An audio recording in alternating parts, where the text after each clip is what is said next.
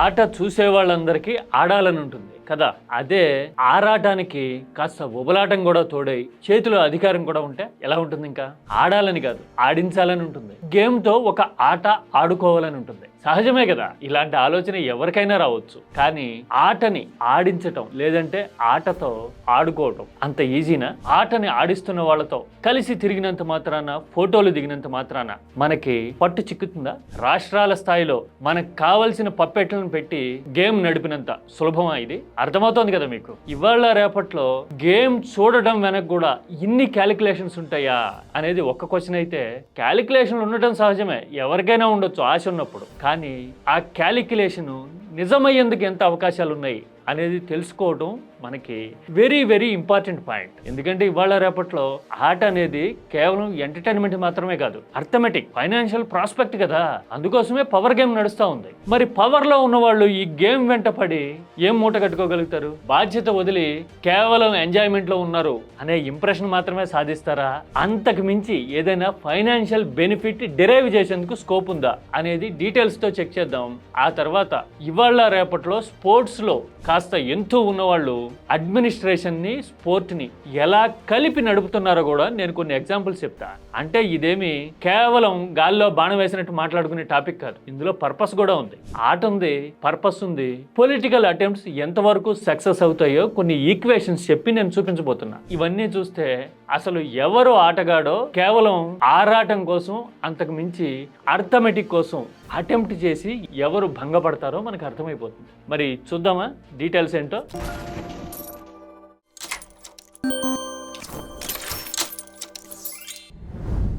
ఇవాళ రేపట్లో క్రికెట్ చూడడం అనేది కొంతమందికి ఎంటర్టైన్మెంట్ ఏమో, కానీ ఇంకొంతమందికి మాత్రం పొలిటికల్ అడ్వాంటేజ్, అంతకు మించి అర్థమెటిక్ లివరేజ్ తీసుకునేందుకు ఒక స్టేజ్. వాడుక భాషలో చెప్పాలంటే క్రికెట్ వ్యాపారంలో వేలు పెడితే గనక వందలు కాదు వేల కోట్లు మన చేతికి తగులుతాయి అనే ఆరాటం, ఉబలాటం దాని చుట్టూ ఉంటాయి. మన దేశంలో క్రికెట్ అనేది రాజకీయంతో విడదీయలేనంత కంజాయిండ్ ట్విన్ అయిపోయేసరికి చాలా మందిని చూసి మనం కూడా ఒక అటెంప్ట్ చేస్తే పోలా అని ఎవరికైనా అనిపించవచ్చు, సహజమే. కానీ అలాంటి అటెంప్ట్స్ ఎంతవరకు సక్సెస్ అవుతాయి?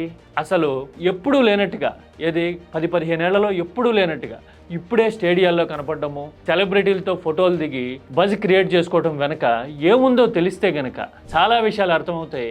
మన ప్రయారిటీస్ ఎలా ఉంటాయో ప్రతి విషయంలోనూ ఒక అర్థమెటిక్ని డిరైవ్ చేసేందుకు ఎంత ఉబలాట పడిపోతుంటామో అర్థమవుతుంది. అందుకోసమే ఇంత డీటెయిల్గా చెప్తున్నది.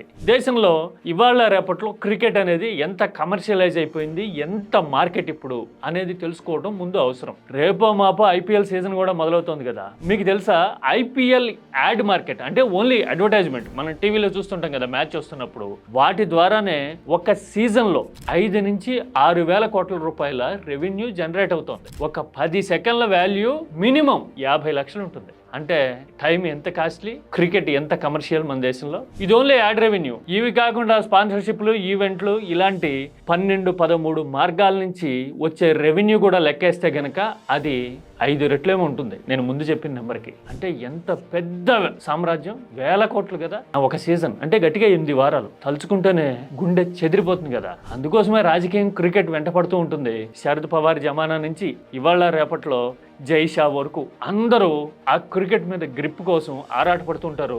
ముఖ్యమైన మ్యాచ్లు ఉన్నప్పుడు క్రికెట్ ఆరాధకుల్లాగా ప్రేమించేస్తానట్టు, క్రికెట్ కోసమే జీవించేస్తానట్టు స్టేడియాల్లో కనిపిస్తూ ఉంటారు. వాళ్ళని చూసి ఇంకొందరు ఫాలో అయ్యి మనకు కూడా కొంచెం చేతికి ఏమన్నా తగులుతుందేమో అని ఆరాటపడుతుంటారు. తగిలే అవకాశం ఉందా? మొన్న మధ్య వరకు అయితే ఐపీఎల్లో టీంల నెంబర్ పెరగబోతోంది అనే ఒక బజ్ ఉండేది చాలా మందికి. ఏది సిండికేట్ అయ్యి వేల కోట్లు జనరేట్ చేయగలిగే ఎబిలిటీ ఉన్న వాళ్ళకి ఒక ఎక్సైట్మెంట్, ఒక అట్రాక్టివ్ సోర్స్ ఆఫ్ ఈవెంట్ లా కనిపించింది ఐపీఎల్. కానీ మొన్న మధ్యనే కదా 2 టీంలు పెరిగినాయి. గుజరాత్ వచ్చింది, లక్నో వచ్చింది కదా. 10 టీంలు ఆల్రెడీ అయిపోయినాయి. ఇప్పట్లో ఫ్రాంచైజీలు పెరిగే అవకాశం లేదు. 10 అయిపోయింది కదా, ఇంకా అంతకంటే ఎక్కువైతే వెగట పుట్టి బోరు కొట్టి మొదటికే మోసం వస్తుందని బీసీసీఐ ఆలోచిస్తుంది. మరి ఏం పెరుగుతుంది? మ్యాచ్లు పెరుగుతున్నాయి. ఆల్రెడీ చూసాం కదా, చాలా ఏళ్లుగా 74 మ్యాచ్లు జరుగుతూ ఉండేవి.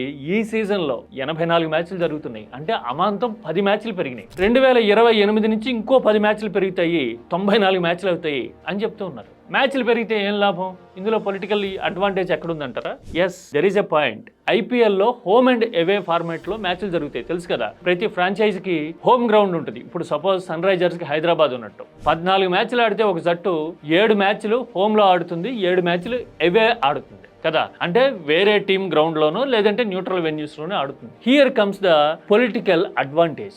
హోమ్ గ్రౌండ్స్ అందరికీ ఉన్నాయి, 10 టీంలు ఉన్నాయి కాబట్టి 10 టీంలకి హోమ్ గ్రౌండ్స్ ఉంటాయి. కానీ వీటితో పాటు ఇంకొక 10 న్యూట్రల్ వెన్యూస్ కూడా ఉంటాయి. తెలుసా మీకు? న్యూట్రల్ వెన్యూస్ అంటే ఆ ప్రాంతానికి ఫ్రాంచైజ్ లేకపోయినా కానీ ఐపీఎల్ మ్యాచ్లు అక్కడ జరుగుతాయి. రాయ్పూర్, పుణే, కొచ్చి, మనం వైజాగ్ ఇలాంటివన్నీ న్యూట్రల్ వెన్యూస్లో ఉంటాయి. అది అసలు పాయింట్. ఈ న్యూట్రల్ వెన్యూస్లో ఎన్ని మ్యాచ్లు పెట్టాలి అనేది ఇంటర్నల్ క్యాలిక్యులేషన్స్ని బట్టి, పాలిటిక్స్ని బట్టి, ఎవరు ఎక్కువ ఇన్ఫ్లుయెన్స్ చేయగలుగుతారు అనే దాన్ని బట్టి ఉంటుంది. ఎటొచ్చి న్యూట్రల్ వెన్యూస్లో జరగాల్సిందే. పైపెచ్చు ఈసారి తమిళనాడులోను, బెంగాల్లోను ఎలక్షన్స్ జరుగుతున్నాయి అసెంబ్లీ. అందుకని సెక్యూరిటీ అలాట్మెంట్ అనేది పోలీసింగ్కి కష్టమవుతుంది కదా.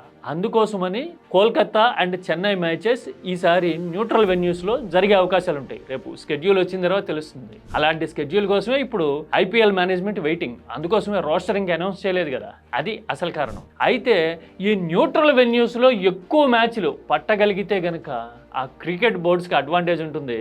ఎవరు పట్టగలుగుతారు అనేది పొలిటికల్ ఇన్ఫ్లుయెన్స్ చేస్తే కనుక పాసిబుల్ అయ్యేందుకు చాలా వరకు స్కోప్ ఉంటుంది. ఒక మ్యాచ్ జరిగితే ఎంత రెవెన్యూ జనరేట్ అవుతుంది అనేది తెలిస్తే గనక మనకి జ్ఞాన బల్బు వెలిగిపోతుంది వెంటనే. మీకు తెలుసా, ఒక ఐపీఎల్ మ్యాచ్ జరిగితే కమర్షియల్ ఆస్పెక్ట్స్ ద్వారా కానీ, టిక్కెట్ల ద్వారా కానీ మినిమం తక్కువలో తక్కువ 15 కోట్ల రెవెన్యూ జనరేట్ అవుతుంది లోకల్ బోర్డుకి. అంటే ఒక్క రోజు ఈవెంట్ ఇంత రెవెన్యూ జనరేట్ చేస్తుంది. పైగా బజ్, ఎంటర్టైన్మెంట్, అట్రాక్షన్, ఫోకస్ అవ్వడము ఇవన్నీ లెక్కేసుకుంటే కనుక ఈ ఇంపాక్ట్ ఎక్కువే ఉంటుంది. ఇలాంటప్పుడు న్యూట్రల్ వెన్యూస్లో మనం గనక కాస్తో కూస్తో ఇన్ఫ్లుయెన్స్ చేసి ఒక 7-8 మ్యాచ్లు పట్టగలిగామనుకోండి, 84 ఉన్నాయి కదా, 100 కోట్ల వ్యాపారమే కదా. దానికి తోడు పరిచయాలు పెంచుకోవచ్చు, బజ్ క్రియేట్ చేసుకోవచ్చు, స్టెప్అప్ చేసుకోవచ్చు అనే ఆరాటం సహజంగా ఉంటుంది. దానికి తోడు పొలిటికల్గా ఇది క్రికెట్లో చక్రం తిప్పుతున్న వాళ్ళతో అసోసియేట్ అయిపోతే గనక అన్ని రకాలుగా ఆటపరంగా, ఆర్థికంగానే కాదు రాజకీయంగా కూడా బెనిఫిట్ ఉంటుందేమో అనే ఉత్సాహం, ఉత్సుకత, క్యూరియాసిటీ వగైరా ఏ పేరైనా పెట్టుకోండి, ఆతృత, ఇలాగా ఇవన్నీ ఉంటాయి దీని వెనక. కానీ పాసిబులేనా? అంత త్వరగా పైనున్న వాళ్ళు దగ్గరికి రాణిస్తారా ఇలాంటి ఆర్థిక పరమైన, ఆటపరమైన విషయాల్లో? తమ్ముడే పేకాట అంటారు కదా, అలాగా పొత్తులే, రాజకీయమే, ఆటే. వాళ్ళ ఆలోచన అలాగే ఉంటుంది అని చెప్పడానికి నేను ఒక బ్రహ్మాండమైన ఎగ్జాంపుల్ చెప్తా. ఇండియన్ క్రికెట్ లో legend, the most aggressive captain we have ever seen ఎవరు? సౌరవ్ గంగూలీ. చూసాం కదా, లాక్డౌన్ పీరియడ్ లో దాదా బీసీసీఐకి కెప్టెన్ అయ్యాడు. సరిగ్గా అదే టైంలో 2021 బెంగాల్ ఎలక్షన్స్ వచ్చినాయి. ఏం సంగతి మరి, దూకుతావా, రాజకీయంగా మనం ఇన్ఫ్లుయెన్స్ చేద్దామా అనే ప్రపోజల్ వస్తే గంగూలీ సిద్ధపడలేదని, ఆ తర్వాత గంగూలీ ఇప్పుడు బీసీసీఐ ఛాయల్లో కూడా కనపట్టలేదు అని క్రికెట్ ని లోతుగా చూసేవాళ్ళు మాట్లాడుకుంటూ ఉంటారు కదా. ఇది ఫ్యాక్టే కదా. నిజానికి గంగూలీ పగ్గాలు అందుకున్న కొత్తలో ఒక టర్మ్ కాదు, ఈసారి కంటిన్యూషన్ ఉంటుంది. ఎందుకంటే కోవిడ్ పీరియడ్ కాబట్టి మ్యాచ్లు జరగలేదు కాబట్టి దాదా లాంటి ఎఫిషియెంట్ అడ్మినిస్ట్రేటర్ కి కొనసాగింపు ఉంటుంది. పైగా వీళ్ళిద్దరూ ఫ్రెండ్స్, జైషా, గంగూలీ అని మాట్లాడుకునేవాళ్ళు. చెప్పా కదా, తమ్ముడే పేకాటే, ఫ్రెండ్షిప్పే, ఎవ్వరమే. నువ్వు రాజకీయంగా కోఆపరేట్ చేయాలా, అందుకని ఆటపరంగా నీకు అడ్వాంటేజ్ లేదని చెప్పేశారు. అలాగే ఆట రాజకీయం విషయంలోనే అలా ఉంటే ఆట ఆర్థిక రాజకీయం విషయంలో ఇంకెన్ని క్యాలిక్యులేషన్స్ ఉంటాయి కదా. క్యాబ్ లాంటి ఇన్ఫ్లుయెన్షియల్ స్టేట్ బోర్డు చేతిలో ఉండి 15-20 సంవత్సరాల లెజెండరీ కెరీర్ ఉండి, ఇన్ఫ్లుయెన్స్ ఉండి, ఒక పాజిటివ్ ఆరా ఉన్న దాదా విషయంలోనే గేమ్ అడ్మినిస్ట్రేషన్ ఎంత క్యాలిక్యులేటెడ్ గా లెక్కేసిందంటే చిన్న చితక పొలిటికల్ ఇన్ఫ్లుయెన్సర్ల విషయంలో ఇంకెంత కట్టుతరొట్టుగా ఉంటుంది. అందుకని మన అటెంప్ట్ మనం చేస్తాము, అవతల పక్క నుంచి రిజల్ట్ వస్తుందా అంటే దెర్ ఈస్ నో గ్యారంటీ. పైగా మన ప్రామినెన్స్ కానీ, ఇంపాక్ట్ కానీ, మన రీజియన్ నుంచి పార్టిసిపేషన్ కానీ చాలా తక్కువ, వెరీ డెసిమల్. అదే వెస్ట్ లో గుజరాత్ నుంచో, లేదంటే సెంట్రల్ లో ముంబై నుంచో, ఈస్ట్ లో కోల్కతా నుంచో అయితే గనక ఇంపాక్ట్ ఎక్కువ ఉంటుంది. నార్త్ అయితే సరే, వాళ్ళు రిలవెంట్ గా ఉండేందుకు కొద్దో గొప్ప ఏది చేతికి తగలటం అన్నా కదా, అలా తగిలేందుకు అవకాశాలు ఉంటాయి అక్కడ రాజకీయానికి. అయితే మన దగ్గర కేవలం ఆరాటము, అసలు విషయాలు వదిలేసి ఎంటర్టైన్మెంట్ లో జోగుతున్నారు అనే ముద్ర తప్ప పెద్దగా సాధించేందుకు అవకాశం ఏమి ఉండకపోవచ్చు. ఇలా ఎందుకంటారు? ఆట మీద ఆసక్తి ఉండకూడదా అంటే, ఆట మీద ఆసక్తి ఉండొచ్చు, చూడాలని ఎవరైనా అనుకోవచ్చు. ఓపిక ఉంటే గనక, శరీరం సహకరిస్తే ఆడాలని కూడా అనుకోవచ్చు, ఆడొచ్చు కూడా. కానీ ఆడించాలనుకుంటే, ఆరాట పడిపోతే మనకి జనం ఇచ్చిన ఛాన్స్ ని అర్థమెటిక్ ప్రయోజనాలకి వాడాలనుకుంటేనే లోతుగా ఆలోచించాల్సి వస్తుంది. అందుకే ఇంతలా మాట్లాడుతున్నది. రాజకీయాల్లో ఉన్న వాళ్ళు ఆటలతో మింగిల్ అయిపోయిన వాళ్ళు లేరా అంటే ఇవాళ రేపట్లో ప్రతి స్పోర్ట్స్ అసోసియేషన్ రాజకీయ నాయకుల చేతుల్లోనే ఉంది. క్రికెట్ అయితే చెప్పనక్కర్లా, ఇంతకు ముందు కూడా చెప్పా కదా, మోడీ నుంచి శరద్ పవార్ వరకు చాలా మంది క్రికెట్ బోర్డుల్ని ఆడించిన వాళ్ళే అన్ని రకాలుగా. అది ఓకే, కానీ ఆట మీద ఆసక్తి ఉన్న పొలిటీషియన్లు ఎలా ఉంటారు?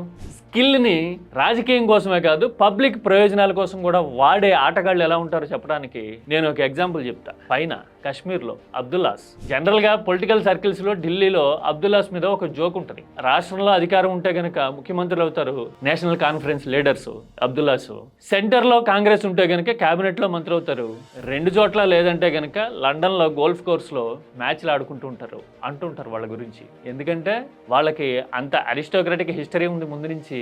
రిచ్ మెన్ గేమ్గా పేరున్న గోల్ఫ్లో వాళ్ళకి ఎక్స్పర్టీస్ కూడా ఉంది. అందుకని ఆడడానికి చూడడానికి లేకపోతే గోల్ఫ్ మీద ఎఫర్ట్స్ పెట్టడానికి పెద్దగా వెనకాడరు ఉమర్ అబ్దుల్లా లాంటి వాళ్ళు. ఎందుకు మొన్న మధ్యన కూడా చూసాం కదా, పహల్గామ్లో టెర్రర్ అటాక్ జరిగి కాశ్మీర్ టూరిజం ఎఫెక్ట్ అయిపోతే ఉమర్ అబ్దుల్లా ఏం చేశారు? గోల్ఫ్ ఆడుతూ ఇదిగో మా దగ్గర ఇంత ప్లెజెంట్ నేచర్ ఉంది, రండి కాశ్మీర్కి ఆడుకుందాం, పాడుకుందాం, ప్రకృతిని ఎంజాయ్ చేద్దాం అంటూ యాడ్స్ చేశారు కదా. ఆట మీద నిజమైన హోల్డ్ ఉన్నప్పుడు, కమిట్మెంట్ ఉన్నప్పుడు రాజకీయాన్ని ఆటని కలిపి నడిపించే వాళ్ళ ధోరణి అలా ఉంటుంది. అలా కాకుండా ఉబలాటంతో ఎగబడుతూ అడ్వాంటేజ్ వచ్చింది కాబట్టి అన్ని రకాలుగా పరిచయాలు పెంచుకుని కలిసిపోదాం అని అనుకుంటే గనక ఉన్నట్టుండి స్పోర్ట్స్ మీద ప్రేమ పుట్టుకొచ్చిందని చెప్తాము, సెల్ఫీలు దిగి పబ్లిసిటీ చేసుకోవాలని నిబ్బి నేచర్ని చూపించుకుంటాం. అంతే కదా, మీకు అర్థమైంది కదా ఆట రాజకీయం ఎలా కలిసి ఉంటాయనేది చెప్పాను నేను ఇప్పుడు.